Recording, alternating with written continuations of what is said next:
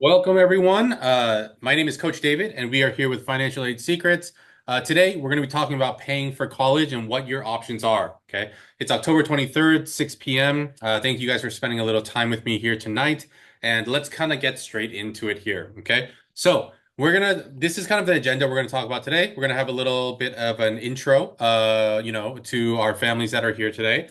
We're gonna tell them a little bit about who we are and what we do, right? We will also make sure to kind of talk about some financial aid news, right? So, if you were here last week, you heard about the lawsuit, right? But there was a lawsuit that I wasn't even aware of that happened in February. And so I'm going to tell you about that one as well. Okay. And then we're going to talk about the different ways to pay for college, right? There's scholarships, there's loans. I'm going to tell you the pros and cons of each one, right? And then I'm going to tell you about how we can help. Okay. So first off, really quickly, who are we? Okay. So we are Financial Aid Secrets. We've been here for the past, we started doing our seminars about a year and a half ago, almost exactly, right? We've been here every single week except for some major holidays. I did look at the schedule this week. It does look like there's a couple major holidays that are stuck on a Wednesday this year, so we will be gone for a little bit. But don't worry, we're either going to have a special session like on a Tuesday or have a different makeup session. So just keep that in mind, okay? So I know that a lot of you guys are very kind of in tune with showing up at Wednesday at 6 o'clock, but during those holiday weeks, we might do it on a different day, okay? So just really quickly, right? Every week we try to come with new information or information that pertains to a lot of families, right? All we ask is that you reach out to us in Discord, in Facebook, by email, any way that you can, so that we can make sure that we are answering your questions. Because I know that I give a lot of general information, but it might not necessarily pertain to your particular family. Okay. So we've been doing this for the last 15 years. It's going on 16 years just in a little bit, right? We want to make sure that families save money. We want to make sure that they do not have to kind of deal with the overwhelming burden of, having to take out, hundreds of thousands of dollars in loans to send their student to college, right? And we want to make sure that your family gets the money that they deserve. Okay. So just really quickly in financial aid news. So this is what I kind of showed last time. Okay. So the lawsuit that is currently there's a class action lawsuit against 40 different colleges, right? If you look, there's a bunch of elite kind of college names here, right? There is a kind of like a conspiracy that they acted in concert to take away financial aid from families that have a separated parent situation. Now, how did they do that? Well, they did that because a lot of these colleges use something called the CSS profile. In the CSS profile, it actually asks about the non-custodial parents' information, their income, so on and so forth, even if that person is not contributing. And so, if you just think about it, right, you have one income versus two incomes, your kind of financial aid is going to go down. Okay. So over the course of the last 18, 19 years, right, it is kind of like seen that on average, there was about $60 to $100 more per student from separated family that was basically not given that financial aid. So that's $6,200 over the past 18 years from every student that came from a separated family. So think about what that number is actually going to be. Okay. If you want to read up more about it, you can read it on Forbes. Just search Forbes CSS lawsuit. Okay. So that's what is happening recently. But actually, even before that, there was another, right, settlement, like class action lawsuit and settlement. Okay. So this is not the first time that colleges have been caught doing this, but they're, for some reason, they're being given a pass. Okay. So in February of 2024, right? So 8 months ago, right? There was a class action that was settled by some of the most prestigious colleges in the United States, right? Some of them, just to point them out, not to kind of like blame them, right? Because I'm sure it was just a couple bad apples in their office, right? But Dartmouth, Rice, Northwestern, Vanderbilt. If you want to look up more information on this, you can actually look up the cartel college lawsuit, right? Basically, what they were alleging is that these colleges they were colluding to fix the amount of financial aid offered to students so that they didn't have to compete against each other. Now, in kind of like in the real world, like in like let's say this happened in business, this would be a big no-no. Someone would go to jail. But no one did in this particular case. Okay. Now, Dartmouth, Rice, Northwestern, and Vanderbilt are four of the 10 that have agreed to settle, right? The total for just those four schools is $166 million. That's what they're paying to settle. right? Now, like I said, there's 17 defendant colleges in this case, right? 10 have agreed to settle, right? And those 10 total is 284 million, right?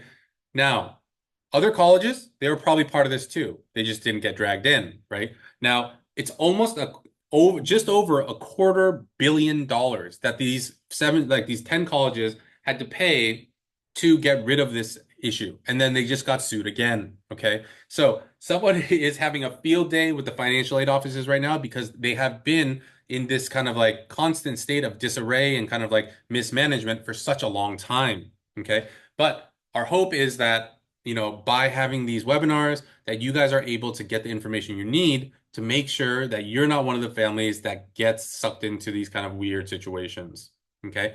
So having gone through that and kind of like vented a little bit, because every time I see something like this, I always get angry because, I try to do the best for our families that are in our program and even that are in our Facebook group, watching our webinars.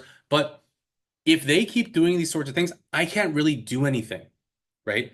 Now, like, let's think about the repercussions of this, right? If they had just done what they were supposed to do from the beginning, there would be no issues. But now, schools have had to cough up 20, 30, 40 million dollars, right? What do you think they're going to do now with financial aid? Well, they're going to cut it again. Okay. They're going to cut it because they're going to say, well, we don't have enough money to give out anymore, even though they have billions of dollars. Okay. But that's going to be their excuse, right? So we need to find other ways to possibly pay for college as well. So the first thing that we're going to talk about today are scholarships. Okay. So the scholarships that I'm talking about are outside or private scholarships, right? Very simply, you can think of them as like the Coca-Cola scholarship, your kind of like Rotary Club scholarship, right? If your city has a scholarship, if there is a local business that's having a scholarship, those are the things that I am talking about here in this section. Okay. So the first thing I will say about these outside scholarships is that you can start very early. Okay. So starting your scholarship search early does help, right? There's some scholarships that you can apply for as young as fourth grade, right? Normally, basically what will happen, right, is that the organization, if you do win that scholarship, they'll hold it until you are like in 12th grade, and then they'll kind of like reach out to you, or you'll have to reach out to them to tell them where to send that scholarship, right? Now, the best time to search for scholarships, especially for our kind of rising seniors right now, is in the fall to the spring. So if you are a senior right now, this is the time to be searching. Okay. Now, I always get asked, how do you search? Now, I asked on my kind of dear, partner in this, right? Coach Art, right? And he is the master of these outside scholarships, right? I deal with more with the institutional aid, right? But Coach Art kind of had these words, right? So you need to think about what your keywords are related to your activities, right? To your achievements, involvement, service, leadership, talents, or backgrounds. And then in the browser, right, type in, your keyword and grant or scholarship, award, so on and so forth, right? And you want to try different variations of those keywords, right, in order to find the best scholarships for you, right? Again, if you want to find things that are a little bit more specific, you also might want to add in your location, right? But here are kind of like the major areas where students are going to find scholarships nowadays, right? Now, I've had a lot of students find scholarships on bold.org, Scholarship Owl, Go Mary, College Board. There's a lot of different places where you can find scholarships. The one thing that we say to be careful of is paying for any type of scholarship. Okay. You don't need to pay for a scholarship database. Everything is out there. It doesn't make sense that you need to pay money in order to get free money. Okay. So they're probably trying to skim your credit card, so don't give it to them, right? And then there are a lot of scholarship websites that ask for a lot of information. They'll ask for your address, they'll ask for this, they'll ask for that, right? They'll ask for your email, a second email, parents' name and where they work and their work email. That's probably also another indicator that it's not really a trustworthy site. Okay. So if you go into bold.org, they do ask you a lot of questions. I actually went in recently and they kind of updated their kind of interface. And so you do have to answer a lot of questions, but the questions are related to you, right? Like what kind of things have you done? Do you play sports? All these different things. Those are things that are important for a kind of scholarship search engine. Okay. Now, where and what to search. Okay. So local community organizations, businesses, foundations, those are always going to be your best bet. If you think about it, when you're applying for the Facebook scholarship, you are literally fighting against the whole world. Okay. You are not just fighting against other kids at your school or in your city, so on and so forth. So if you want to find those scholarships that are a little bit more manageable, you want to look more local. You want to look at professional organizations, cultural and ethnic organizations that you kind of, like depending on how you define yourself. Your parents might have employer scholarships, right? There's very like niche or specific scholarships based on a characteristic or an attribute that you have. Social media, online platforms, right? International scholarships, college scholarships or grants, right? Alumni scholarships from people at the school that you want to go to. And then what we do, right? More merit-based, need-based, major specific scholarships from the institutions that you're going to. Okay. But from here down, the merit-based, need-based, major specific, those are more institutional scholarships. Everything else above are those outside scholarships. Okay. Now, the scholarship process that you're going to go through here, right? You need to make sure that you read the requirements carefully and that you follow all the steps. I have plenty of students, excuse me, that have lost out on scholarships because they don't read the instructions. They said, oh, please send us a transcript. Didn't send us a transcript, right? They said, oh, sign up for an interview. Didn't sign up for an interview, right? You need to gather all the necessary documentation. Some scholarships will ask for a transcript, an essay, a letter of recommendation, so on and so forth, okay? And so you want to provide all that supporting material, right? You want to spend time on your application. It shouldn't be a copy and paste job. You shouldn't be applying to, 5,000 just by doing copy and paste your name and your address, right? Submit your application on time, follow up if necessary, and maintain your scholarship database. One of the things that can really help a student is just creating an Excel sheet of like, okay, so here's where I applied, here's the website, here's the application, here are the answers that I put in, here's here's how much it's worth, right? When am I going to hear back? Okay, so you need to kind of make sure that your database is set, right? And you want to find at least one scholarship a week, okay? If you're a senior, that might be two or three. But if you kind of stay steady, making sure that you're kind of going through the steps on a consistent basis, you will find scholarships for yourself, okay? Now, one of the things I will say is this: you need to be persistent, okay? And Coach Art actually said this: you need to cast a wide net, apply for as many scholarships as possible, okay? Now, generally speaking, right, those kind of outside scholarships, if they're more local to you, maybe you have like a 10% chance of winning, right? For those more like those bigger ones and those bigger amounts, right? Like the $50,000 or like, you full cover, college costs, right? For those types of things, you're not going to find as many opportunities, and also you're going to be fighting against a much larger pool. Okay, so you need to think about that. Okay, scholarship stacking, right? So one of the things that Coach Art did for his second son that went to college is that he was able to finance the whole cost of college by finding small scholarships, $500, $1,000, $1,500 scholarships, and stacking them on top of each other to pay for the college expenses. Okay, larger scholarships usually require more effort, and the win rate is probably going to be 0.1%. Okay, so it's really great if you get it, but the chances of getting it are so infinitesimal, so small. Okay, you should also keep track of every cycle of your scholarship, like you find before and apply on time. Continue searching throughout your high school years and your college years, right? So if you actually think about the percentages, 10%, that means that if you are applying to, like, let's say that you're trying to get $10,000 together, okay, and you're applying to $1,000 scholarships, okay, in order to win 10 $1,000 scholarships, that means that you need to apply to 100 of them, okay? Now, I am not kind of like exaggerating the numbers here. Yes, might you be a student that wins, like you applied to 5 and you won all 5? Yes, but that's an anomaly, okay? It's not going to happen to everyone. So you have to think that the more that you apply to, the more that you will get, okay? Just at that 10% win rate, okay? So here's the kind of takeaway from scholarships, okay? So first off, it's not an easy journey. You need to make sure that you have a plan of attack. So parents and students, you have to work together on this, right? And the second thing that you have to think about is the effect that your outside scholarships will have on your institutional financial aid, okay? Now, I give this example all the time, and some people are like, that doesn't make any sense. And I tell them, yes, it doesn't make any sense. But unfortunately, this is the way it is, okay? So let me give you a very simple example. Let's say that Through our program, we were able to save you $30,000 in institutional aid, either from the state government, the federal government, or the college that you were going to. Okay. But let's say that you got a $10,000 one-time use, right? Coca-Cola scholarship, and you wanted to use that. Okay. So in a normal person's mind, it's like, well, school and kind of state and federal government, you were going to give us $30,000. We got $10,000 here. We're just going to plop it on top. Now we have $40,000, right? That is not how the system works. The system works in this way. The system was prepared to give you $30,000, but they saw you bring in $10,000 from the outside.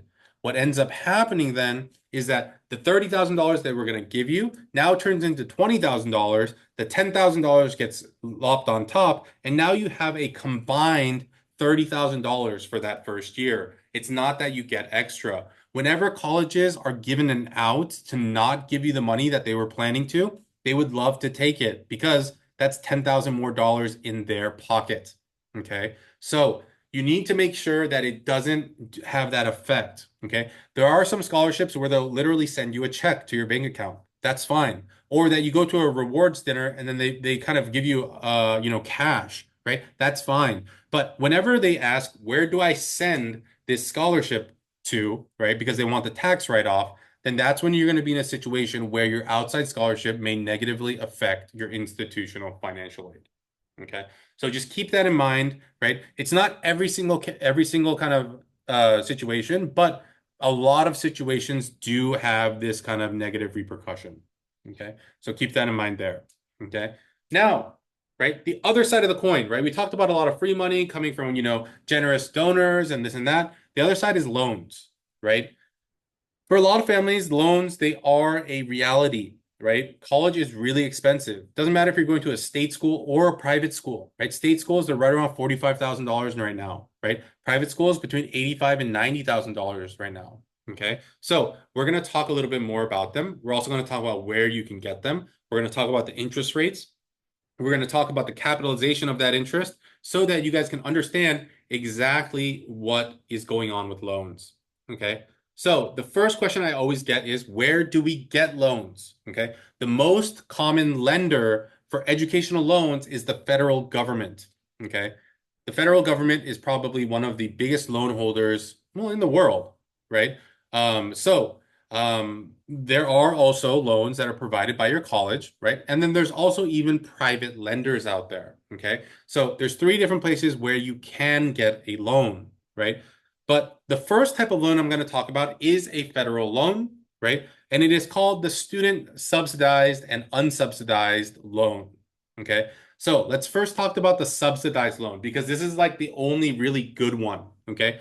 The subsidized loan is a loan that is given by the federal government where the interest on that loan is subsidized. Okay. Now, this amount changes, right, depending on your grade level. So in freshman year, it might be $3,500, or actually, you know what? This is actually the unsubsidized, or this is the subsidized, right? 3,500, 4,500, 5,500. So it will go up as you get into a higher grade because maybe you have more expenses. Maybe you have kind of more things you have to do with, upper level classes and labs, so on and so forth, right? So for the subsidized loans, right, what it means is that the government is not charging you interest on it, right, while you are in school, right? So until you get into your repayment period, which is 6 months after graduation or after you stop going to school, then it'll start accruing interest.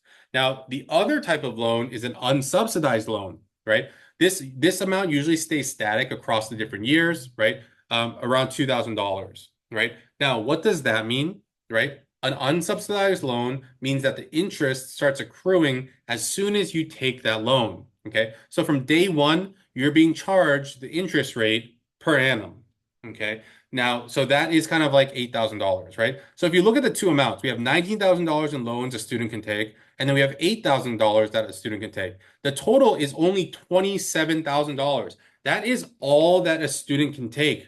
There is this misconception that students can borrow the whole kind of cost of their college expenses. That's not true, okay? Before, that was true, okay? But for parents that might still have student loans, after finishing medical school or grad school or this or that, so on and so forth, right? Before, you could take out the full amount, but there was a huge student debt crisis, right? I think the student debt is over $2 trillion now. Okay. And so there was a lot of people that weren't able to pay back the money, especially students that were straight out of college. So what ended up happening was that basically, like, the students, like, before they even were kind of settled into society, they were already declaring bankruptcy. They were doing this, they were doing that. Your student loans don't get wiped out by a bankruptcy, but at least there's kind of a way for you to defer your kind of payments, right? So because that happened, the kind of federal kind of student loan department changed their minds and said there's going to be a cap on the amount of loans that students can take, and it's $27,000, right, over the course of 4 years. It doesn't matter if you're going to a UC, it doesn't matter if you're going to a private school. $27,000, that's it. If your school wants to provide you with a different type of loan at 0%, which a lot of schools actually do, well, then that's fine. But, right, it is not something that all schools do. Now, talking about the interest rates for student loans, the student loan interest rate right now is 6.53%. Okay. That's the highest that it has been in the last decade or basically ever. Okay. But the loan rates are fixed at the rate when you receive the loan. So even if our interest rate drops significantly, right? The time period when you took your loan, that will dictate what the interest rate is. Okay. And just like any other traditional loan, there is an origination fee for the subsidized and the unsubsidized, and the percentages are a little bit different. Okay. Now, I also wanted to talk about the Parent Plus loan, and I'll also talk about interest. Okay. So the Parent Plus loans, these are loans that are given to parents to pay for their students' college expenses, right? Now, you can basically take out the difference between like the aid that you were given and the cost of attendance. Let's say that your student is going to the most expensive school in the United States, USC.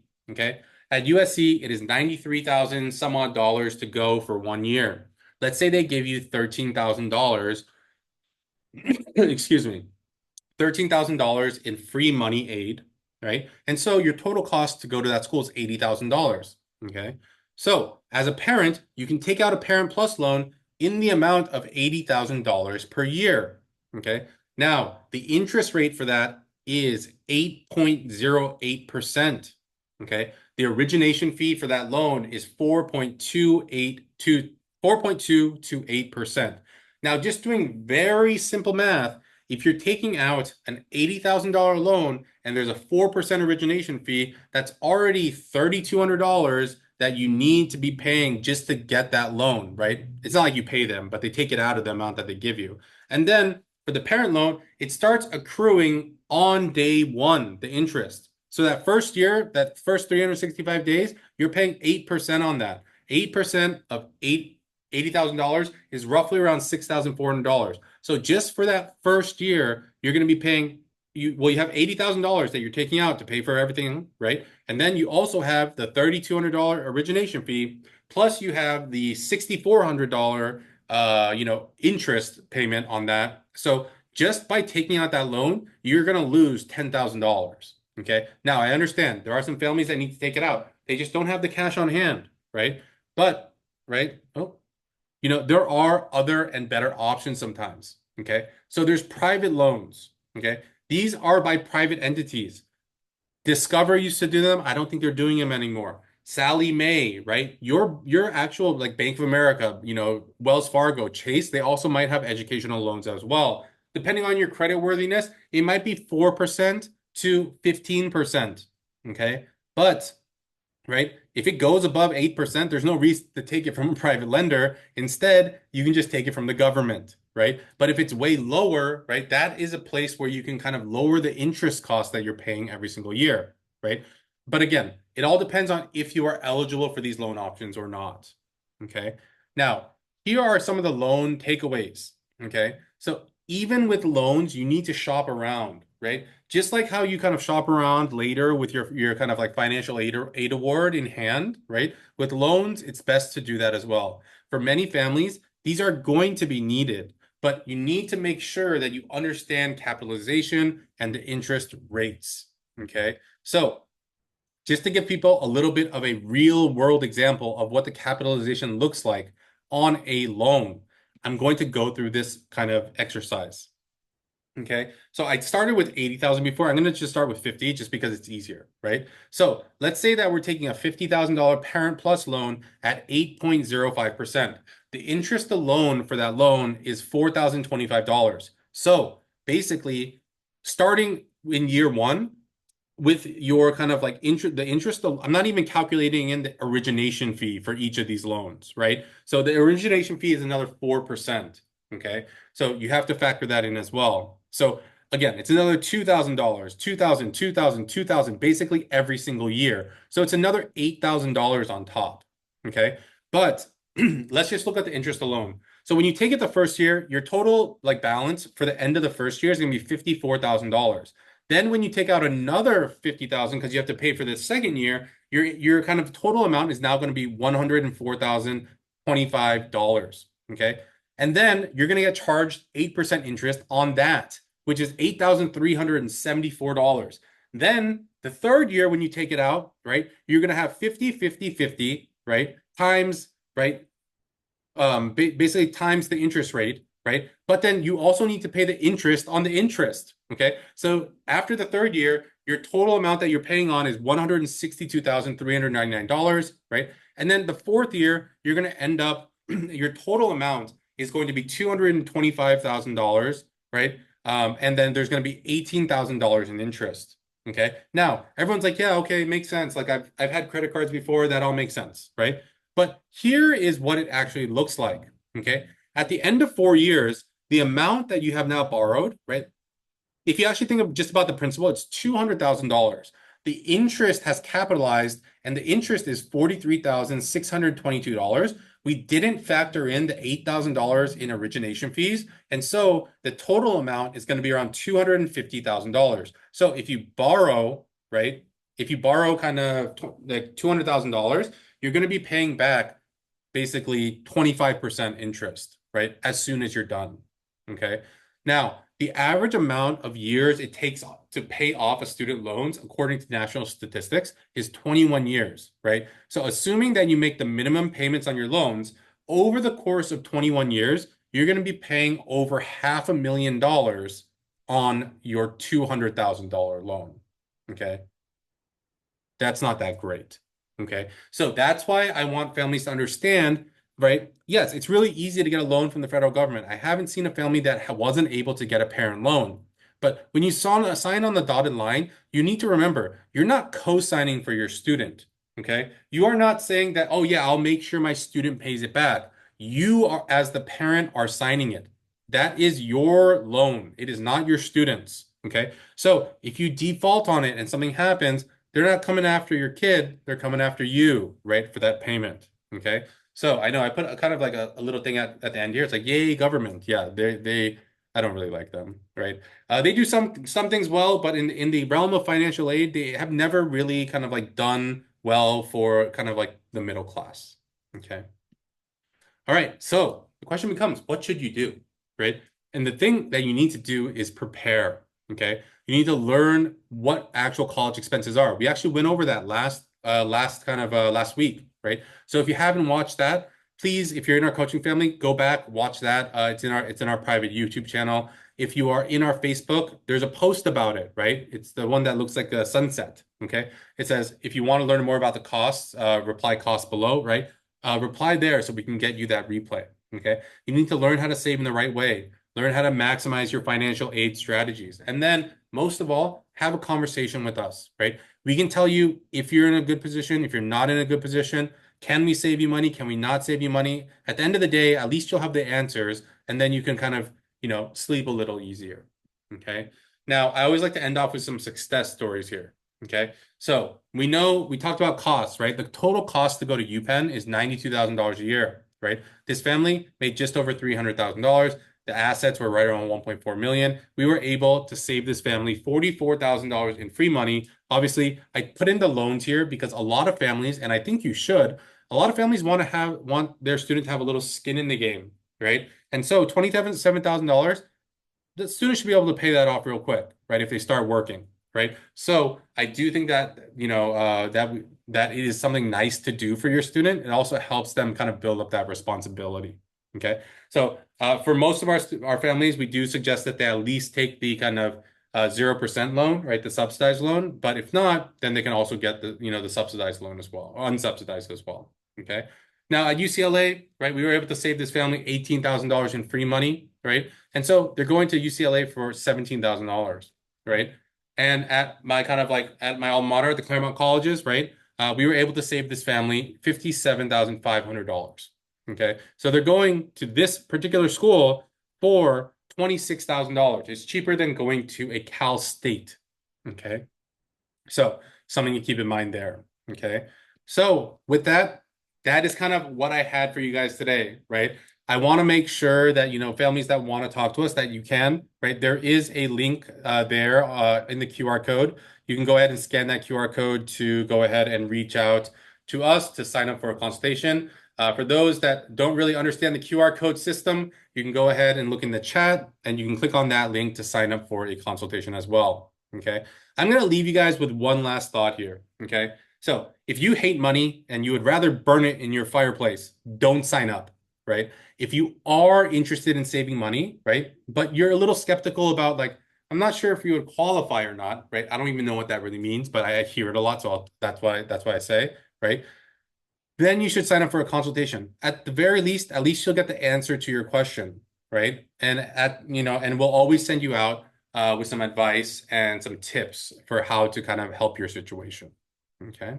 So with that, I did want to make sure that we also did have time for Q&A. So if you guys do have questions, please go ahead, put them in the Q&A, put them in the chat so that I can make sure that we are kind of answering the questions of our families here tonight. Okay. All right, so I'll just give some people some time to kind of ask their questions here, and then we will kind of answer those and close down, okay?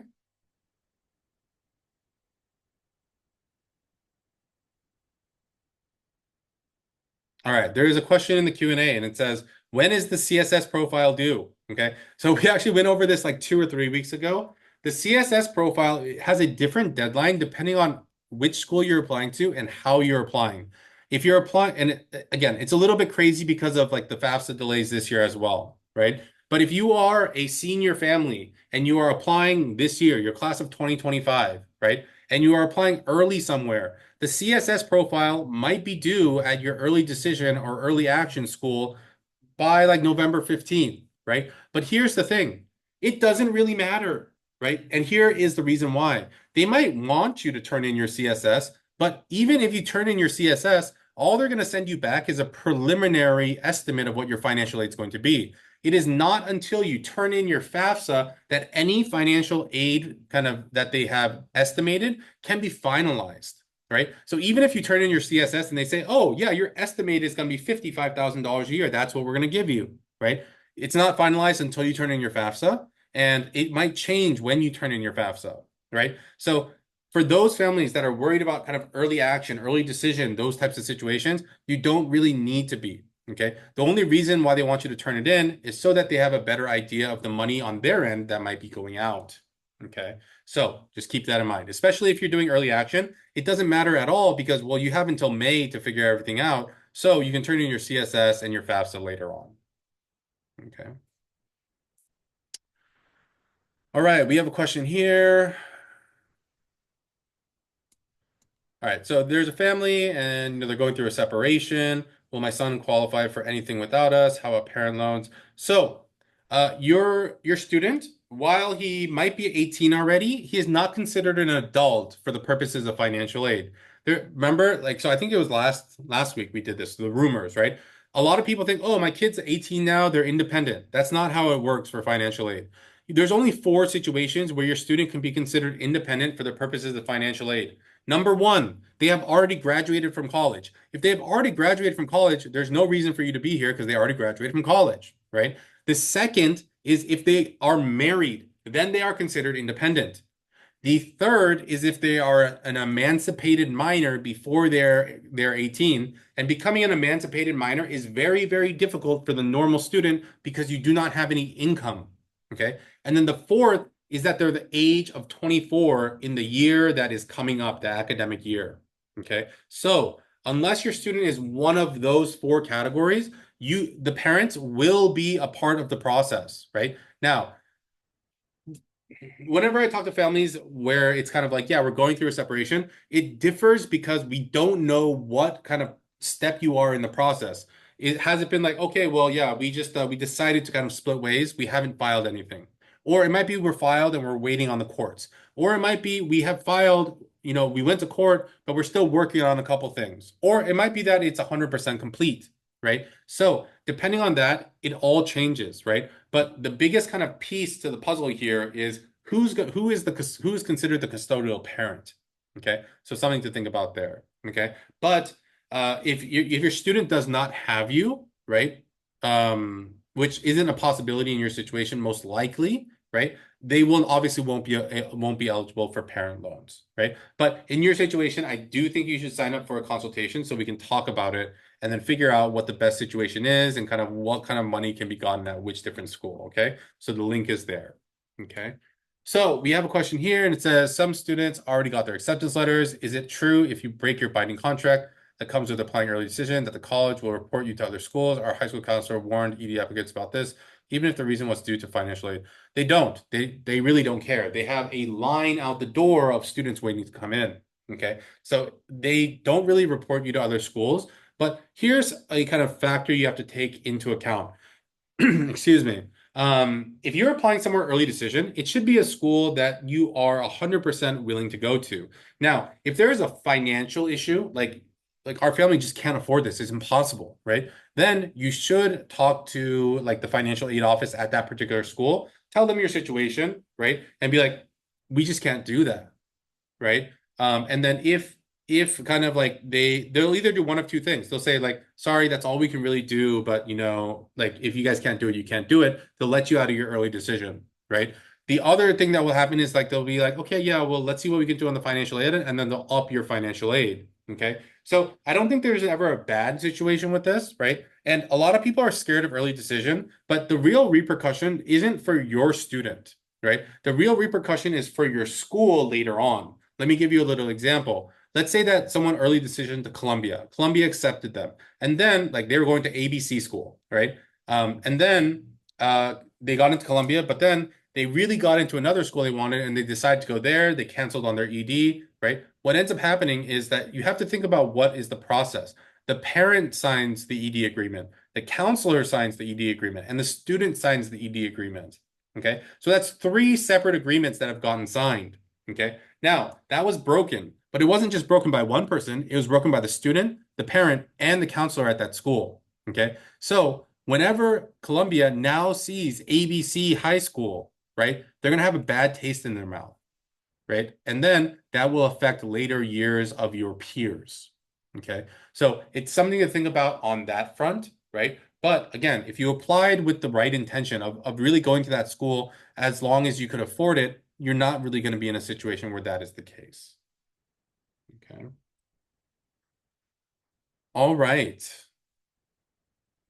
I don't see any other questions. I want to make sure that we're staying on time. We're already kind of 10 minutes over, right? So we will be back here next week, right? Make sure to reach out to us about a consultation, about kind of like talking to us, right? I want to make sure that we are talking to as many families as possible. And ask us questions in Facebook, Discord, right? Email, whatever. Get a hold of us so you can ask your questions. Okay. So again, we will be back here next week. If you have questions before then or topics that you would like more information on, please let us know. And until next week, everyone stay safe and everyone have fun trick-or-treating this next weekend. Okay. All right. So I'll talk to you guys soon and everyone have a great night. Bye-bye.